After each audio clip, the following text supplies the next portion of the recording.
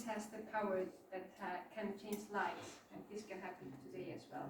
Nii et me tahame ka paluda alguses üheskoos tõustes alguspalvele, et Jumal oma vaimuga siin tõesti neid puudutaks ja kõnetaks. So we wish that God will touch you. Let's pray.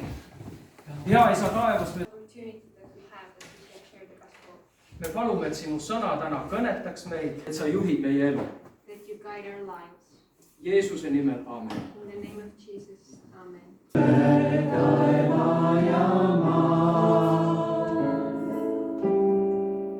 Oma lauluga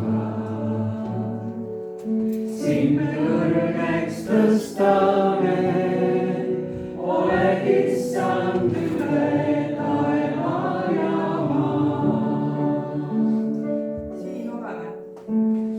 Siin olen, et su nime austada, oled issand üle taeva ja maa.